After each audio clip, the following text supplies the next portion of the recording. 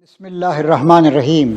قابل احترام ناظرین، السلام علیکم ورحمۃ اللہ وبرکاتہ۔ آج کی اس نشست میں ہم رسول اکرم سیدنا محمد صلی اللہ علیہ وسلم کے نہایت ہی گہرے احساس بندگی کے بارے میں کچھ باتیں کریں گے۔ ابو داؤد کی ایک حدیث ہے، حضرت جبیر بن مطعم کہتے ہیں کہ رسول اللہ صلی اللہ علیہ وسلم کے پاس ایک دیہاتی آیا۔ اس نے کہا، لوگوں کی جانیں مشقت میں پڑ گئیں، بچے بھوک کا شکار ہو گئے، اموال تباہ ہو گئے، چوپائے ہلاک ہو گئے، اس لیے اللہ سے ہمارے لیے بارش کی دعا کیجیے۔ ہم خدا کے سامنے آپ کی سفارش چاہتے ہیں اور آپ کے سامنے خدا کی سفارش چاہتے ہیں۔ جیسے کہ حدیث سے معلوم ہو رہا ہے کہ نبی کریم صلی اللہ علیہ وسلم صرف اللہ کے رسول ہی نہیں، ہیڈ آف دی اسٹیٹ، سربراہ مملکت بھی تھے۔ چنانچہ ایک شخص دیہات سے آیا، یہ مدینے کے زمانے کی حدیث ہے۔ اس نے کہا کہ یا رسول اللہ، قحط کی وجہ سے، بارش کے نہیں ہونے کی وجہ سے ہم ہر طرح کی مشقتوں کا شکار ہو گئے ہیں۔ چنانچہ اس نے کہا کہ آپ اللہ کے پاس دعا کیجیے، بارش ہو جائے، کھیتیاں ہری بھری ہو جائے، اور پھر ہم اس مصیبت سے، قحط سالی کی مصیبت سے بچ سکیں۔ پھر دیہاتی آدمی تھا، پڑھا لکھا نہیں تھا، سادہ طبیعت کا مالک بھی تھا۔ اس نے کہا کہ ہم خدا کے سامنے آپ کی سفارش چاہتے ہیں اور آپ کے سامنے خدا کی سفارش چاہتے ہیں۔ یہ بات تو اس نے صحیح کہی کہ ہم خدا کے سامنے آپ کی سفارش چاہتے ہیں، لیکن یہ بات اس نے بہت ہی کچھ سادگی تھی، کچھ بے عقلی تھی، کہا کہ اور آپ کے پاس اللہ کی سفارش چاہتے ہیں۔ جب نبی کریم صلی اللہ علیہ وسلم نے الفاظ سنے تو آپ پر ایک خاص کیفیت طاری ہو گئی۔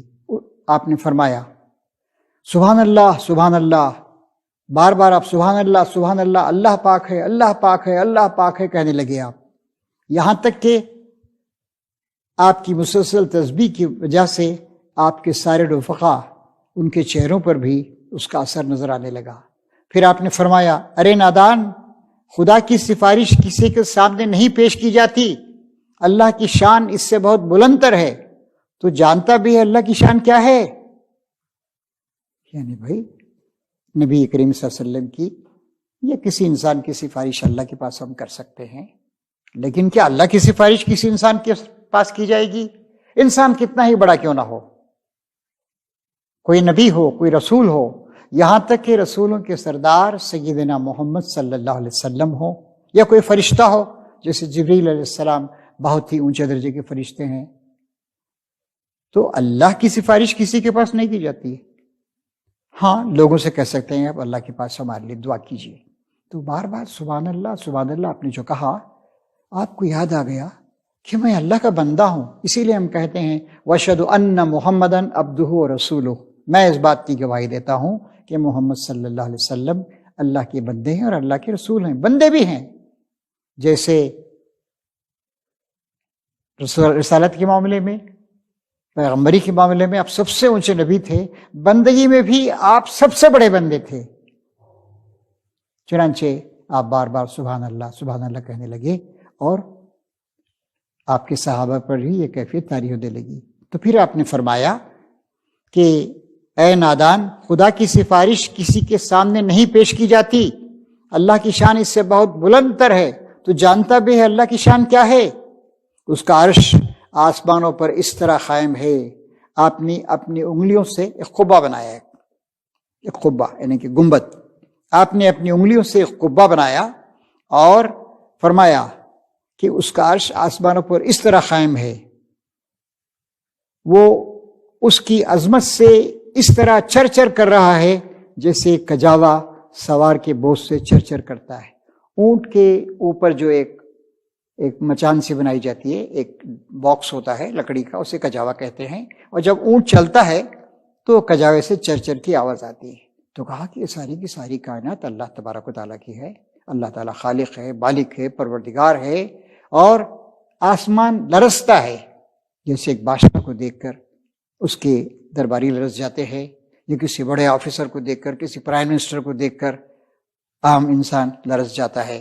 تو کہا کہ یہ گویا ایک طرح کی شرک کی سی بات ہے۔ تو یہ ایک بات یاد رکھنی چاہیے کہ سب کے سب اللہ تعالیٰ کے بندے ہیں۔ اس سلسلے میں ایک اور حدیث ہمارے سامنے آتی ہے، یہ حدیث بخاری کی حدیث ہے۔ ام العلا انصاریہ کہتی ہیں کہ رسول اللہ صلی اللہ علیہ وسلم نے فرمایا، خدا کی قسم میں نہیں جانتا، بخدا میں نہیں جانتا، اگرچہ میں خدا کا رسول ہوں، کہ میرے ساتھ کیا کیا جائے گا اور تمہارے ساتھ کیا۔ نبی کریم صلی اللہ علیہ وسلم ظاہر ہے کہ کوئی گناہ نہیں کیا، کوئی غلطی نہیں کی، آپ معصوم عن الخطا تھے، لیکن آپ اللہ سے ڈرتے تھے۔ چنانچہ آپ کا کہنا یہ تھا کہ میرے ساتھ کیا ہوگا، تمہارے ساتھ کیا ہوگا، میں کچھ نہیں جانتا ہوں۔ اور آپ کو واقعہ بھی یاد ہوگا، ایک بار آپ نے اپنے اعزا کو جمع کیا، اے محمد کی پھوپھی صفیہ، اے محمد کی بیٹی فاطمہ، میرے پاس کچھ تھوڑا بہت مال ہے، اگر تم چاہو تو وہ مال میں تمہیں دے دوں گا، لیکن میں تم کو اللہ کی آزمائش سے، اللہ کی پوچھ سے اور اللہ کی سزا سے بچا نہیں سکتا ہوں۔ صاف صاف انہوں نے بتا دیا کہ کوئی کسی کے کام نہیں آ سکتا ہے۔ ایک اور اس طرح کی حدیث ہمارے سامنے آتی ہے۔ ایک بار حضرت عائشہ صدیقہ رضی اللہ تعالیٰ عنہ، جو رسول اللہ کی بہت ہی پیاری بیوی تھیں اور بہت بے تکلف بھی تھیں، آپ کے ساتھ ظاہر ہے آپ کی بیوی تھیں، بہت سے سوالات کرتی تھیں، بہت سی باتوں کو سمجھنے کی کوشش کرتی تھیں، اور 2000 سے زیادہ احادیث آپ کے ذریعے سے امت کو ملی ہیں۔ ایک بار وہ قرآن شریف پڑھ رہی تھیں اور صحابہ کرام ازواج مطہرات وہ اندھوں کی طرح قرآن شریف کو نہیں پڑھتے تھے جیسے ہم پڑھتے ہیں، وہ سمجھ کے پڑھتے تھے، اور جب قیامت کا ذکر آیا، حشر کا ذکر آیا، عذاب کا ذکر آیا، تو وہ بالکل رو پڑی، کہا کہ یا رسول اللہ، کیا قیامت کے دن آپ ہم لوگوں کے کام آئیں گے؟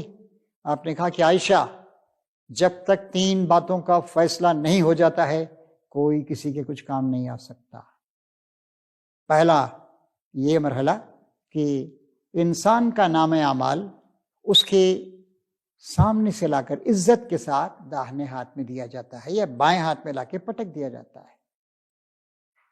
دوسری بات یہ ہے کہ اس کے جب اعمال تولے جاتے ہیں تو اس کے نیک اعمال زیادہ ہوں، برے اعمال کم ہوں، تاکہ اس کی نجات ہو سکے۔ جب تک اس بات کا فیصلہ نہ ہو جائے کوئی کسی کے کام نہیں آ سکتا۔ پھر تیسری بات آپ نے فرمائی، صراط، اس کو لا کر جہنم پہ رکھا جائے گا اور وہ اس کو پار کر کے دوسری طرف نہ چلا جائے گا۔ اب دیکھیے اس کا مطلب یہ ہے کہ آدمی کسی غلط فہمی کا شکار نہ رہے، کوئی کسی کے کام نہیں آ سکتا ہے۔ تو نبی کریم صلی اللہ علیہ وسلم کی پوری زندگی خاکساری کا نمونہ ہے۔ آپ فرماتے ہیں، میں اس طرح کھاتا ہوں جیسے غلام کھاتا ہے، میں اس طرح بیٹھتا ہوں جیسے غلام بیٹھتا ہے۔ آپ دعا کرتے تھے کہ اللہ مجھے مسکینی کی حالت میں زندہ رکھ، مسکینی کی حالت میں موت دے، اور قیامت میں میرا حشر، میرا سوال جواب بھی مسکینوں کے ساتھ ہی کر۔ ایک بار ایسے ہوا کہ نبی کریم صلی اللہ علیہ وسلم کی شخصیت کو دیکھ کر اور نبوت کی جو شان آپ کی پیشانی پہ تھی اس کو دیکھ کر ایک شخص لرز گیا۔ آپ نے کہا ڈرو مت، میں قریش کی ایک ایسی عورت کا بیٹا ہوں جو تازہ گوشت خرید کر نہیں کھا سکتی تھی، جو سوکھا گوشت خرید کر کھاتی تھی۔ یعنی آپ نے اپنے غربت کے دنوں کو اور افلاس کے دنوں کو یاد کیا۔ تو اس سے معلوم ہوتا ہے کہ ہمارے نبی سیدنا محمد صلی اللہ علیہ وسلم وہ خاکساری کا ایک جامع نمونہ تھا، اور یہ جذبہ اس وقت پیدا ہوتا ہے جب انسان اللہ تعالیٰ کی عظمت کو سمجھتا ہے اور اپنے مقام و مرتبے کو پہچانتا ہے۔ چنانچہ ہمیں بھی یہی رویہ اختیار کرنا چاہیے۔ آج چند ٹکڑے ملنے پر، کچھ پیسے جمع ہونے پر، کوئی ایک عہدہ مل جانے پر آدمی مغرور ہو جاتا ہے۔ اللہ تعالیٰ مغروری کو پسند نہیں کرتا ہے۔ ہر مسلمان کو، ہر مومن کو سب کے ساتھ محبت کے ساتھ، اخلاص کے ساتھ، عاجزی کے ساتھ، خاکساری کے ساتھ ملنا جلنا چاہیے۔ نبی کریم صلی اللہ علیہ وسلم کا یہ بھی طریقہ تھا کہ کوئی آپ کا ہاتھ پکڑتا مسافر کے لیے اس وقت تک نہیں چھوڑتے جب تک وہ نہ چھوڑ دے۔ کسی کی طرف بات کرتے پورے طور سے متوجہ ہو کر اس کی طرف دیکھ کر۔ یہ بھی آپ نے فرمایا تبسمک فی وجہ اخیک صدقہ، تمہارا ایک مسکراتے ہوئے چہرے کے ساتھ اپنے بھائی سے ملنا، یہ بھی صدقہ ہے، یہ بھی نیکی ہے۔ تو یہ ایک بہت ہی اہم چیز ہے۔ پوری کی پوری زندگی میں ہمارا یہی رویہ ہونا چاہیے، اور یہ رویہ صرف اوپری نہیں ہونا چاہیے، دل کے ساتھ، دل کے اندروں سے اور دل کے نہا خانے سے یہ جذبہ سامنے آنا چاہیے کہ ہم اللہ کے خاکسار بندے ہیں۔ اور دیکھیں، نماز میں تکبیر تحریمہ کہتے وقت، رکوع میں جاتے وقت، سجدہ کرتے وقت کیا کہتے ہیں ہم؟ اللہ اکبر، اللہ اکبر، اللہ اکبر، اللہ ہی بڑا ہے، اللہ ہی بڑا ہے، اللہ ہی بڑا ہے۔ ہم بڑے نہیں ہیں، بڑا یہ صرف اللہ تبارک تعالی ہے۔ وآخر دعوانا ان الحمد للہ رب العالمین۔